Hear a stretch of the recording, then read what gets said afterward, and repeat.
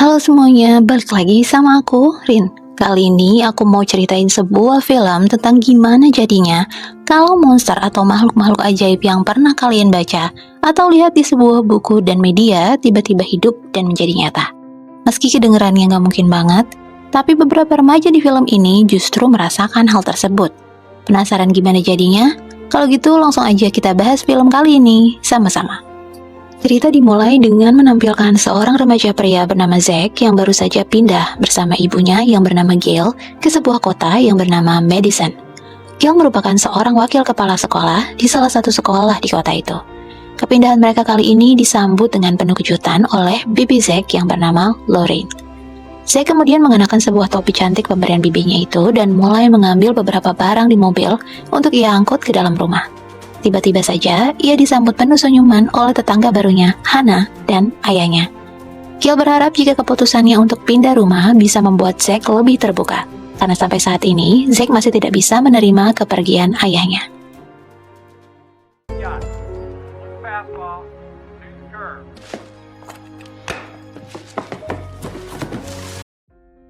Keesokan harinya, Gail mengantar Zack untuk segera masuk ke sekolah barunya yaitu Madison High School.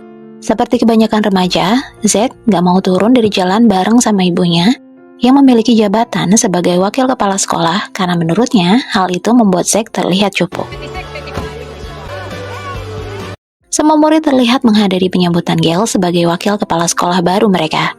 Di hari pertama Zack sekolah, ia langsung mendapatkan kenalan bernama Cem, seorang pria paling diremehkan satu sekolah yang tanpa ragu memberikan tanda pengenalnya kepada Zack.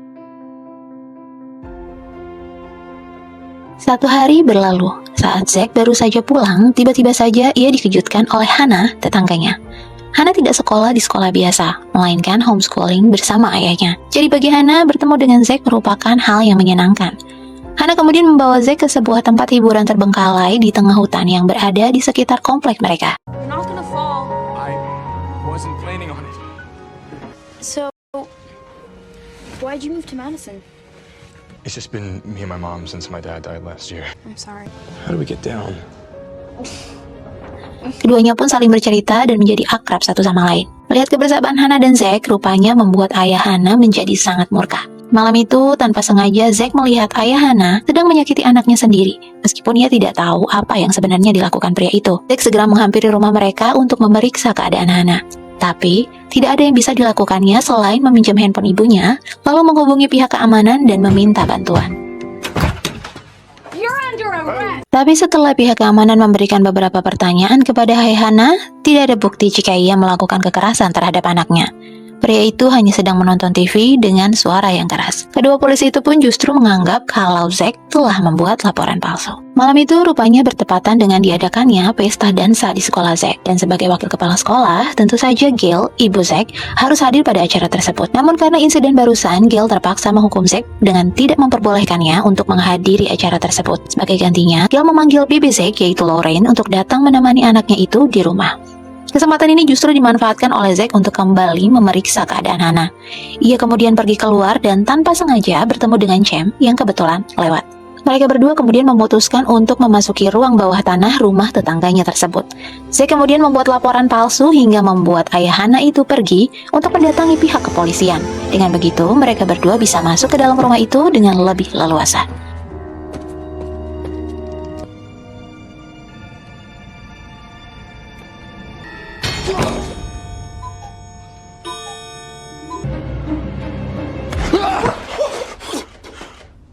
Who puts bear traps in their basement? I mean, seriously. I think I solved some web.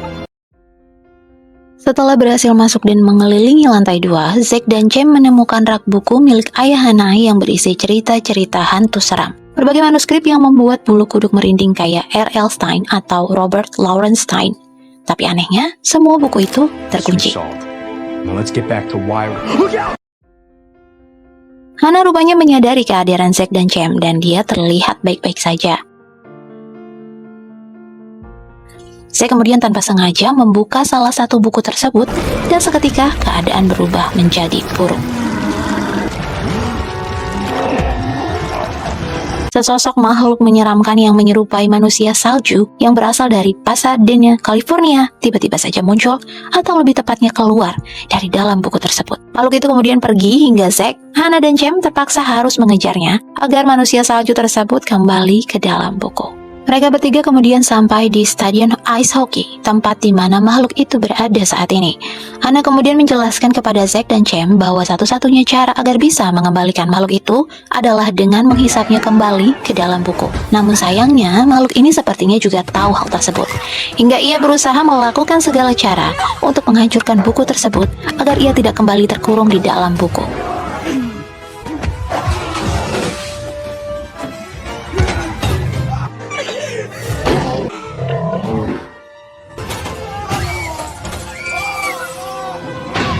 Untunglah ayah Hannah datang di waktu yang tepat dan berhasil menyelamatkan mereka.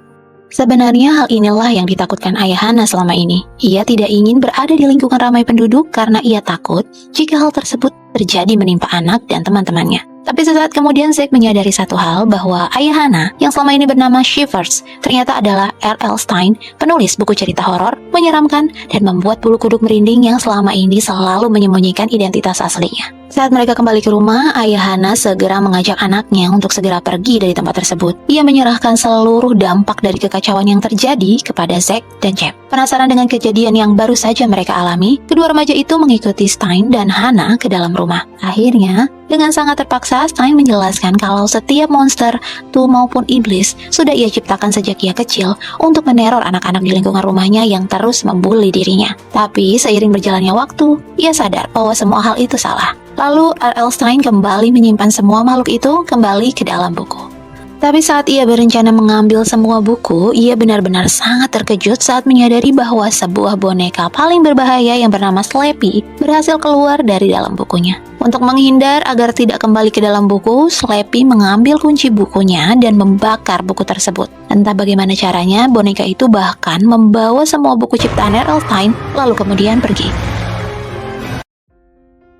Sesaat sebelum pergi, rupanya Slappy sempat mengeluarkan patung-patung kurcaci yang jumlahnya sangat banyak untuk menghabisi mereka semua. Sorry, I'm so sorry. Are you okay?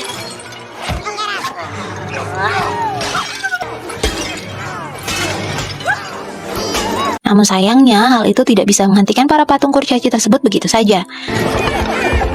That's breaking an entry!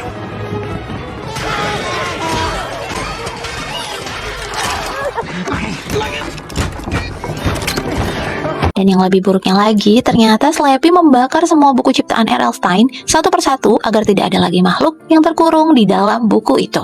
Rencana utama Slappy adalah menghancurkan seluruh kota, menggunakan semua monster yang ada di dalam buku untuk bersenang-senang.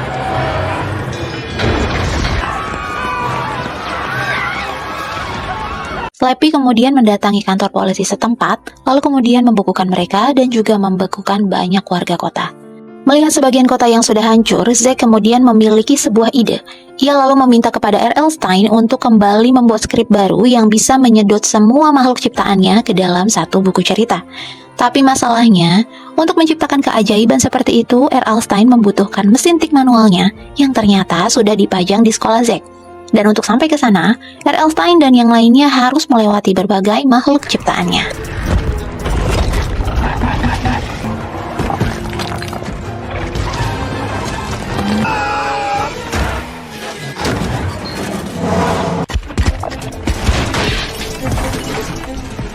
Akhirnya mereka semua berhasil meloloskan diri, dan untuk sampai ke sekolah, mereka harus lebih dahulu melewati sebuah mall dan sebuah pemakaman di pinggir kota.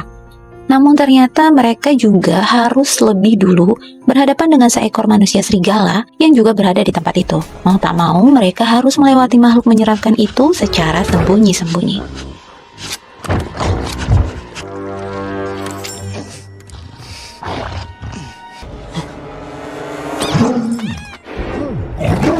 Go, go, go, go, go! Go, go!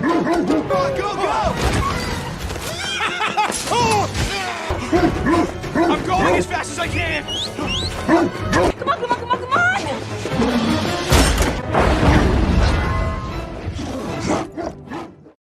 Sementara itu di tempat lain, bibi Zack, Lauren, justru bertemu dan harus berhadapan dengan anjing mutan. Beruntungnya, ia bisa kabur dengan menggunakan mobil. Dan rupanya, secara tidak sengaja, ia mengajukan mobilnya ke mall, tempat di mana Zack dan yang lainnya berada. Lalu secara tidak sengaja, ia kemudian menabrak werewolf atau manusia serigala yang saat itu hendak menyerang Zack dan yang lainnya. Dan hal itu tentu saja berhasil menyelamatkan mereka semua. Semua peristiwa tadi membuat mereka semua menjadi semakin dekat. Namun, saat mereka semua melewati pemakaman, rupanya ada para zombie yang tengah mengawasi mereka. Zack dan Hannah juga mulai menunjukkan perasaan mereka masing-masing. Tapi, saat sinar bulan menyinari Hannah, tiba-tiba saja entah mengapa seluruh tubuhnya tampak terlihat pudar. Ghouls! Go, go! Go, go, go! Quick!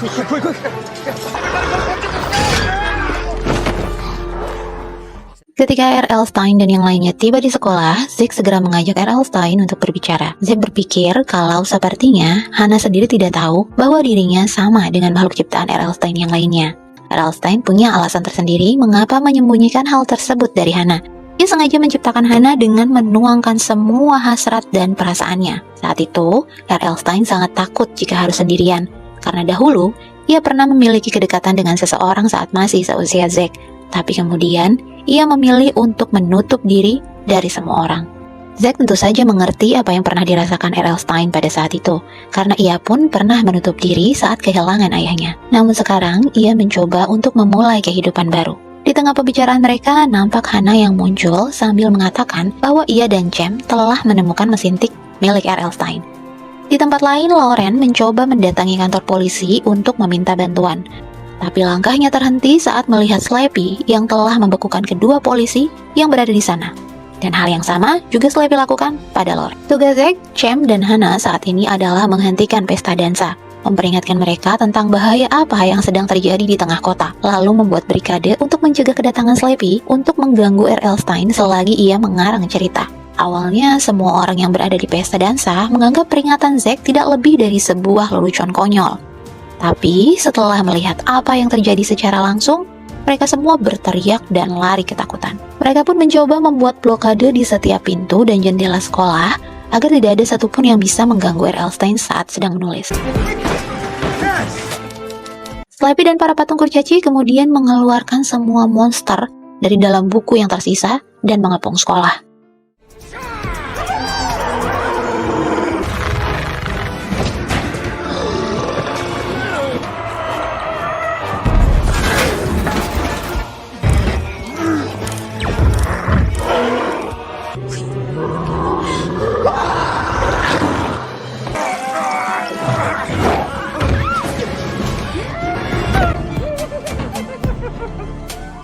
Tanpa diketahui siapapun, rupanya Slappy sudah lebih dulu menyusup dan masuk ke dalam ruangan di mana R.L. Stein berada. Slappy berhasil menemui R.L. Stein dan mematahkan jari tangannya. Beruntung, Zack dan Hannah datang di saat yang tepat, lalu membawa R.L. Stein pergi untuk berkumpul dengan yang lainnya. Dan di saat yang sama, kebenaran tentang Hannah pun terungkap. Sesuai dengan arahan kepala sekolah, seluruh siswa disarankan untuk berlindung di dalam ruang penyimpanan. Begitu pula Zack, Hannah, Cem, dan R.L. Stein. Saat mereka semua sudah berkumpul dan terdesak, Zack kemudian memiliki sebuah ide. Ia kemudian meminta R.L. Stein keluar dari gedung sekolah sebagai umpan agar semua monster, termasuk juga Slap, itu mengejarnya. Dan benar saja, semua makhluk itu pun terpancing dan mulai mengejarnya yang tengah mengendarai salah satu bus sekolah. Namun, sebenarnya bus sekolah yang sebelumnya hanyalah pengalihan perhatian. Karena ternyata R.L. Stein, Hannah, Zack, dan juga Cem berada di bus sekolah lainnya. Meskipun hal tersebut tidak memiliki dampak apapun untuk para monster tersebut, tetapi mereka semua berhasil mendapatkan tempat dan waktu untuk meneruskan skrip R.L. Stein di sebuah tempat hiburan terbengkalai. Sebagai satu-satunya ciptaan terhebat, tidak butuh waktu lama bagi Slappy untuk menemukan keberadaan mereka. Ia membawakan sebuah buku yang berisi monster gumpalan, monster yang bisa menelan apapun yang disentuhnya. R.L. Stein pun memutuskan untuk mengorbankan dirinya. Ia menyerahkan skrip tersebut pada Zack untuk diteruskan dan cerita tersebut akan diakhiri. Zack pun memiliki ide untuk menulis cerita tersebut di atas sebuah biang lala. Untunglah pada awalnya Slappy dan para monster itu telat menyadari hal tersebut. Namun setelah menyadari keberadaan Zack dan yang lainnya, mereka terus menyerang secara membabi buta.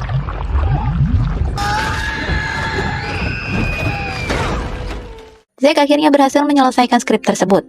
Namun masalah lainnya adalah, jika buku tersebut menelan semua monster, itu artinya Hana juga akan ikut masuk ke dalam buku tersebut. Hana sebenarnya sudah mengetahui kebenaran tentang dirinya, dan ia tidak mempermasalahkan hal tersebut asalkan Zack dan seluruh warga kota bisa selamat dari teror para monster. Saat buku tersebut dibuka, semua monster pun secara otomatis tersedot dan masuk ke dalam buku tersebut, termasuk juga Hana. Kedekatan dan perasaan yang baru saja ia rasakan bersama Zack pada akhirnya harus berakhir.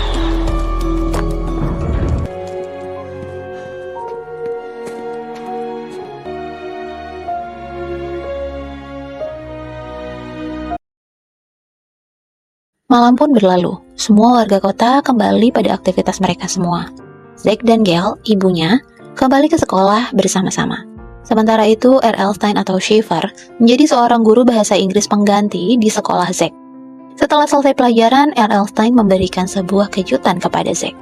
Ia menciptakan kembali sosok Hana dengan membuat sebuah buku baru hanya untuk Zack.